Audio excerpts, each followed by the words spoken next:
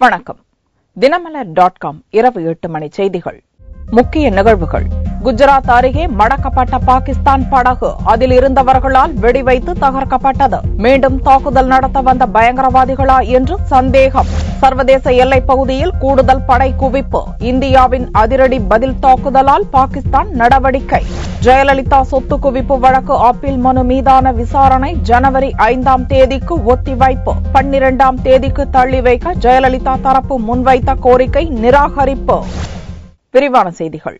குஜராத் அருகே கடலில் பாதுகாப்பு படையினரால் மடக்கப்பட்ட பாகிஸ்தான் படகு திடீரென்று வெடித்து சிதறியது. படகில் இருந்த 4 பலியாயினர். உளவுத்துறை எச்சரிக்கையை தொடர்ந்து நாடு முழுவதும் ரோந்து தீவிரப்படுத்தப்பட்டுள்ளது. 2 மாதங்களாக அரபிக்கடலில் கடலோர காவல்படை உள்ளிட்ட பாதுகாப்பு படையினர் தீவிர ரோந்து பணியில் ஈடுபட்டு வருகின்றனர். ஜனவரி 1 தேதி அதிகாலையில் கடலோர காவல்படையினர் ரோந்து சுற்றிய போது குஜராத் மாநிலம் போர்பந்தர் கடற்கரைக்கு அப்பால் சந்தேகத்துக்கிடமான பாகிஸ்தான் படகை இடைமறித்தனர். அந்த படகை விரட்டிச் சென்று இந்திய பாகிஸ்தானிய கடல் எல்லை அருகே சுற்றி வளைத்தனர். படகில் தென்பட்ட 4 பேரை எச்சரிக்கும் விதமாக கடலோர பாதுகாப்பு படை வீரர்கள் துப்பாக்கியால் சுட்டனர். அப்போது அந்த படகு பயங்கர சத்தத்துடன் வெடித்து சிதறியது. இதில் படகில் இருந்த 4 பலியாயினர். இது தொடர்பாக ராணுவ அமைச்சகம் வெளியிட்டுள்ள அறிக்கையில், கராச்சியைச் சேர்ந்த படகு அரபிக்கடலில் சட்டவிரோத பரிமாற்றத்தில் ஈடுபட திட்டமிட்டிருப்பதாக தகவல் வந்ததாகவும், படகில் இருந்தவர்கள் தப்பிச் செல்வதை தடுக்கவே துப்பாக்கியால்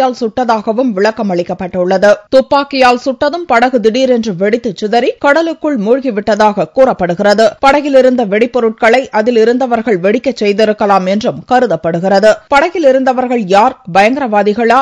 அவர்களின் திட்டம் என்ன என பல கோணங்களில் விசாரணை நடந்து வருகிறது. 2008ஆம் ஆண்டில் படகில் வந்த 10 பயங்கரவாதிகள் மும்பையில் தாக்குதல் நடத்தியதைப் போல கடல் வழியாக வந்து பயங்கரவாத தாக்குதல் நடத்த திட்டமிட்டிருந்தார்களா என்ற கோணத்திலும் விசாரணை நடக்கிறது. இந்தியாவின் அதிரடி பதில் தாக்குதலால் நிலைகுலைந்து போன பாகிஸ்தான் எல்லையில் கூடுதல் படைகளை குவித்து வருகிறது. இந்திய பாகிஸ்தான் இடையில் உள்ள சர்வதேச எல்லைக்கோட்டில் அமைந்துள்ள இந்திய நிலைகள் மீது பாகிஸ்தானிய ராணுவத்தினர் கடந்த சில நாட்களாக வலிய வந்து தாக்குதலை நடத்தினர். கடந்த புதனன்று சம்பா மாவட்டத்தில் உள்ள பாகிஸ்தான் வீரர்கள் நடத்திய தாக்குதலுக்கு இந்திய எல்லை பாதுகாப்பு படையினர் ஆக்ரோஷமாக பதிலடி கொடுத்தனர். இதில் பாகிஸ்தான் தரப்பில் 4 வீரர்கள் பலியாயினர். தாக்குப்பிடிக்க முடியாத பாகிஸ்தான் ராணுவம் வெள்ளைக்கொடி காட்டி பணிந்தனர். இந்நிலையில் காஷ்மீரில் எல்லைக்கோட்டில் உள்ள பாகிஸ்தானிய முகாம்களில் அந்நாட்டு ராணுவ வீரர்கள் ஏராளமாக குவிக்கப்பட்டுள்ளனர். வழக்கமாக பாகிஸ்தான் முகாம்களில் அந்நாட்டின் எல்லை பாதுகாப்பு படையினர் நிறுத்தப்படுவர். ஆனால் இப்போது அதிக அளவிலான ராணுவ வீரர்கள் சர்வதேச எல்லைக்கோட்டுக்கு மிகவும் நெருக்கமாக குவிக்கப்பட்டிருப்பது இரு நாடுகளின் எல்லையில் பதட்டத்தை அதிகரித்துள்ளது. இதுகுறித்து இந்திய எல்லை பாதுகாப்பு படையினர் கூறுகையில், எல்லையில் தற்போதைய சூழலில் நிலவரம் அமைதியாகவே இருப்பதாக தெரிவித்தனர். ஆனாலும் பாகிஸ்தான் வீரர்கள் எல்லையை நோக்கி முன்னேறி வருவதற்கு அந்நாட்டு ராணுவ அதிகாரிகளிடம் இந்தியா தரப்பில் கடும் எதிர்ப்பு தெரிவிக்கப்பட்டுள்ளது. இதனிடையே மத்திய உள்துறை அமைச்சர் ராஜ்நாத் சிங் கூறுகையில், சர்வதேச எல்லையில் முதலில் பாகிஸ்தான் வீரர்கள் தான் அத்துமீறி தாக்கியதாகவும், அதற்கு இந்திய எல்லை பாதுகாப்பு படையினர் தகுந்த பதிலடியைத்தான் தந்து கொண்டிருப்பதாகவும் கூறினார். இந்திய எல்லையினுள் பயங்கரவாதிகளை ஊடுருவச் செய்வதற்காகவே பாகிஸ்தானிய வீரர்கள் தொடர்ச்சியாக எல்லை நெடுக துப்பாக்கிச் சூடு நடத்தி வருவதாகவும் ராஜ்நாத் சிங் குற்றம் சாட்டினார்.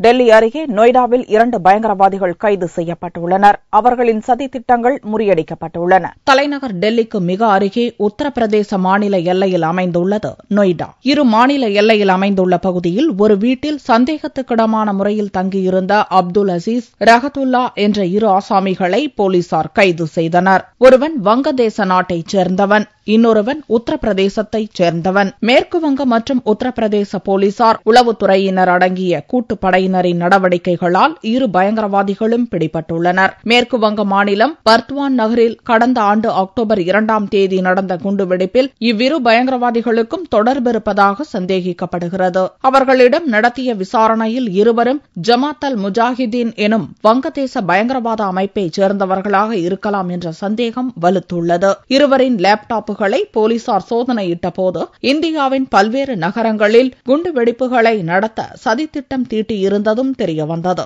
உளவுத்துறையின் முன்னெச்சரிக்கையின் அடிப்படையில் முக்கிய நகரங்களில் பாதுகாப்பை பலப்படுத்த மாநில அரசுகளுக்கு மத்திய உள்துறை அமைச்சகம் உத்தரவிட்டுள்ளது.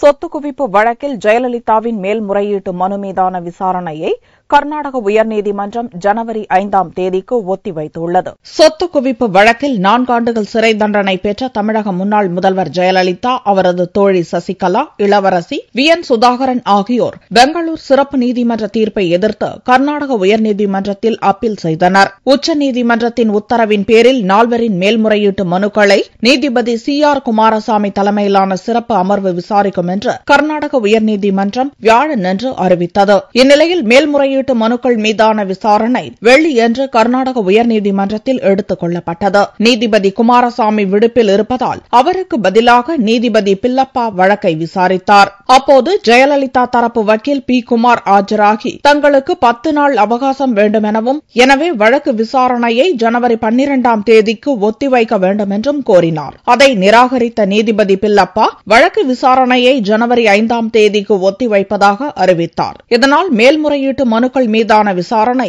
துவங்கிய சில நிமிடங்களிலேயே முடிந்தது. இதனிடையே அரசு தரப்பு வழக்கறிஞராக பவானி சிங் ஆஜராக கூடாது என வாராகி என்பவரும், ஜெயலலிதாவின் தண்டனையை அதிகரிக்க வேண்டுமென அன்பழகன் என்பவரும் தனித்தனியாக மனு தாக்கல் செய்தனர். அந்த மனுக்களை விசாரணைக்கு எடுத்துக் கொள்ள மறுத்த நீதிபதி பில்லப்பா இவற்றை நீதிபதி குமாரசாமி முன் தாக்கல் செய்யும்படி உத்தரவிட்டார். ஜெயலலிதா உள்ளிட்ட 4வரின் மேல்முறையீட்டு மனுக்கள் மீதான விசாரணையை 3 மாதங்களில் முடிக்க வேண்டும் என்று உச்சநீதிமன்றம் உத்தரவிட்டுள்ளதால் வார விடுமுறை நாட்கள் தவிர மற்ற அனைத்து நாட்களிலும் வழக்கு விசாரணை எடுத்துக் கொள்ளப்படும் என்று எதிர்பார்க்கப்படுகிறது.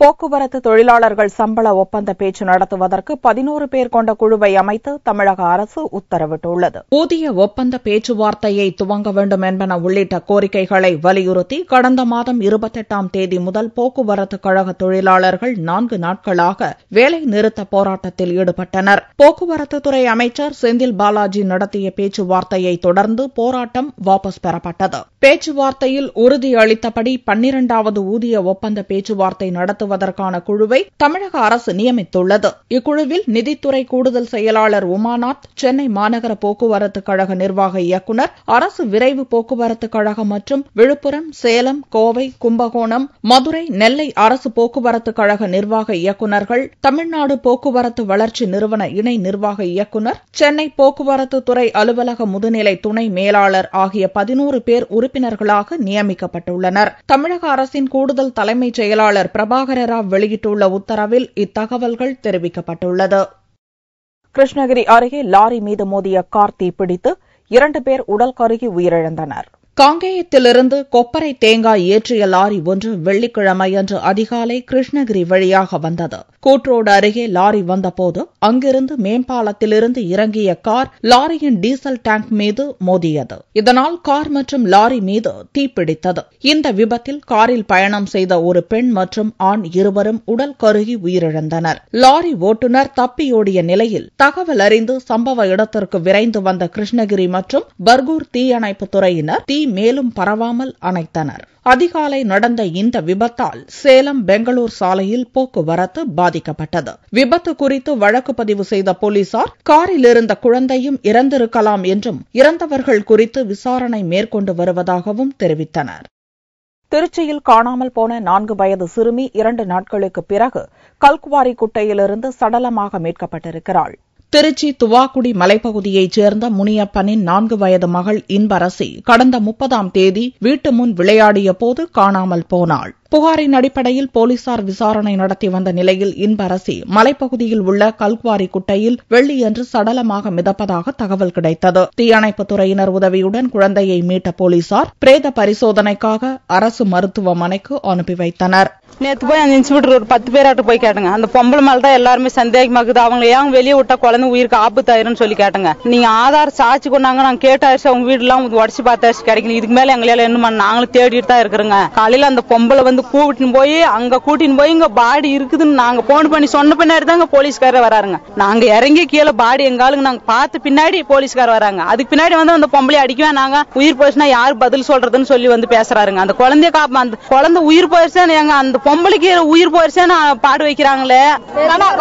ரொம்ப ரூல்ஸ் பேசி போலீஸ்கார் மட்டும் சப்போர்ட் பண்ணிருந்தா குழந்தைக்கு இந்த மாதிரி ஆயினுக்காதுங்க.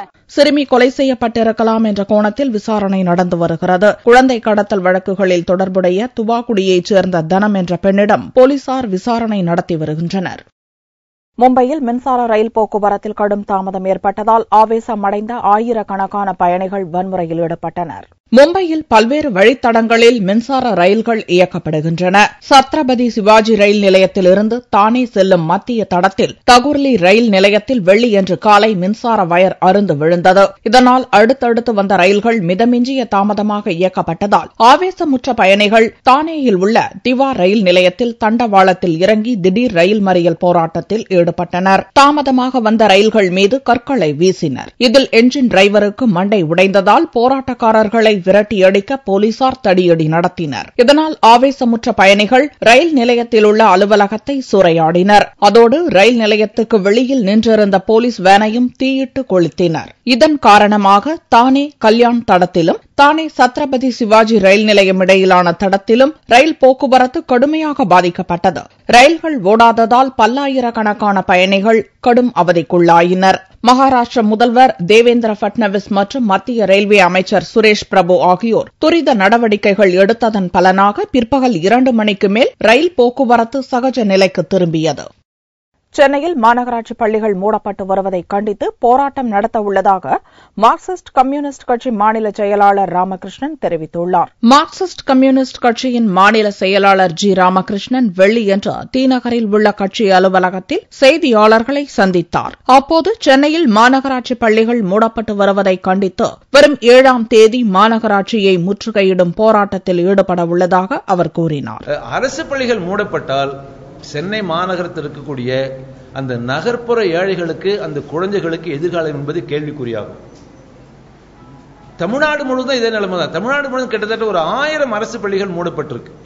அப்ப எங்கள் கட்சியின் சார்பாக சென்னை மாநகரத்தில் வட சென்னை தென் சென்னை 2 கட்சியுடைய மாவட்ட குழுக்கள் இணைந்து போதுமான ஆசிரியர்கள், அடிப்படை கட்டுமானம், மூடிய பள்ளிகளை திறக்கணும், எண்ணிக்கை குறைய பள்ளிகளை ஆகவே அந்த அரசு பள்ளிகளை ஊக்குவிக்கூடிய மாநில அரசு நடவடிக்கை எடுக்கணும். ஆகவேதான் அரசு பள்ளிகளை பாதுகாக்க, மூடிய பள்ளிகளை திறக்க, மேலும் பள்ளிகளை மூடாமல் தடுப்பதற்கு அடிப்படை கட்டுமானத்தை ஏற்பாடு செய்ய கோரி எங்கள் கட்சியின் சார்பாக வரக்கூடிய 7ஆம் தேதி சென்னையில மாநகராட்சியை நாங்கள் முற்றுகையிடுவது என்று கட்சி முடிவு பண்ணியிருக்கு. மத்திய அரசின் நில ஆர்ஜித அவசர சட்டம் விவசாயிகளை பாதிக்கும் என்றும் தற்போது இச்சட்டம் தேவையற்றது என்றும் ராமகிருஷ்ணன் கூறினார். மார்க்சிஸ்ட் கட்சியின் மாநில அளவிலான கொள்கைகளை வகுக்க 21வது மாநில மாநாடு சென்னையில் பிப்ரவரி 16ஆம் தேதி முதல் 19ஆம் தேதி வரை 3 நாள் நடக்க உள்ளதாகவும் அவர் கூறினார்.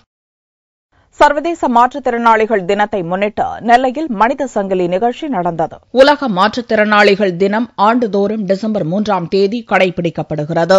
இதையொட்டி நெல்லையில் ஆய்க்குடி அமர் சேவா சங்கத்தின் சார்பில் வெள்ளியன்று மனித சங்கிலி நடத்தப்பட்டது. மனித சங்கிலியை தொடர்ந்து மாற்றுத்திறனாளிகளின் ஊர்வலத்தை மேயர் புவனேஸ்வரி, போலீஸ் துணை கமிஷனர் சுரேஷ்குமார் ஆகியோர் துவக்கி வைத்தனர். மாற்றுத்திறனாளிகளின் இந்த தேவைகளை மக்களின் கவனத்திற்கும் அரசாங்கத்தின் கவனத்திற்கும் கொண்டு வருவதற்காக ஏற்பாடு செய்திருக்கிறோம். இந்த மனித சங்கிலியின் மூலமாக நாம் தெரிவிப்பதெல்லாம் என்னவென்றால், நாங்கள் மாற்றுத்திறனாளிகள் மட்டுமல்ல, நாங்கள் மாற்றும் திறனாளிகளாகவும் இருக்க வேண்டும், நாங்கள் இருப்போம் என்பதை உலகத்திற்கு தெரிவிப்பதற்காகவே இதை செய்து கொண்டிருக்கிறோம்.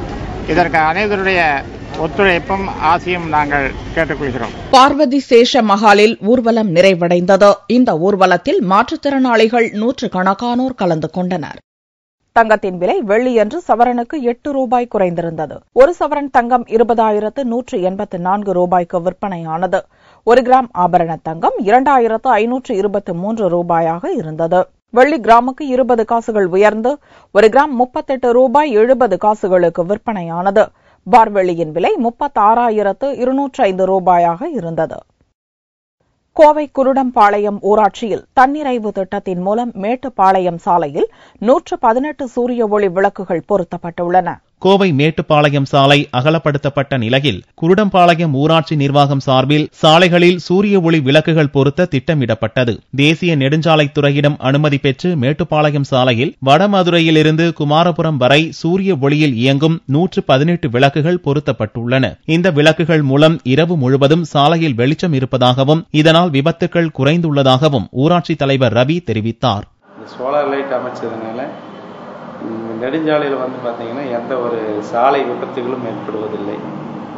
கிட்டத்தட்ட மேட்டுப்பாளையம் நெடுஞ்சாலையில் 118 மின்விளக்குகள் அமைத்துள்ளோம்.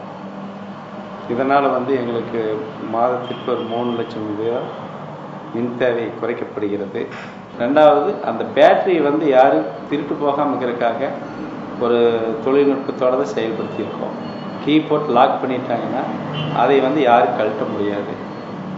மேலும் பைப்பினுடைய ஒரு 10 அடி ஹைட்டுக்கு மேலே தான் இந்த பேட்டரியெல்லாம் ஃபிட் பண்ணியிருக்காங்க. அதே போல் ஆட்டோமேட்டிக் இருட்டானா ஆன் ஆயிக்கும், பகலானா ஆஃப் ஆயிக்கும் சென்சார் சிஸ்டம் கொடுத்திருக்காங்க. வருங்காலத்தில் தெருவிளக்குகள் மட்டுமின்றி ஊராட்சிக்கு உட்பட்ட ஆழ்குழாய் கிணறுகளில் தண்ணீர் எடுப்பதற்கும் சூரிய ஒளி மின்சக்தியை பயன்படுத்தும் முனைப்போடு உள்ள குருடம்பாளையம் ஊராட்சி மற்ற ஊராட்சிகளுக்கு முன்னுதாரணமாக உள்ளது. மீண்டும் செய்திகள் இந்திய நேரப்படி சனிக்கிழமை மாலை 4 மணிக்கு. வணக்கம்.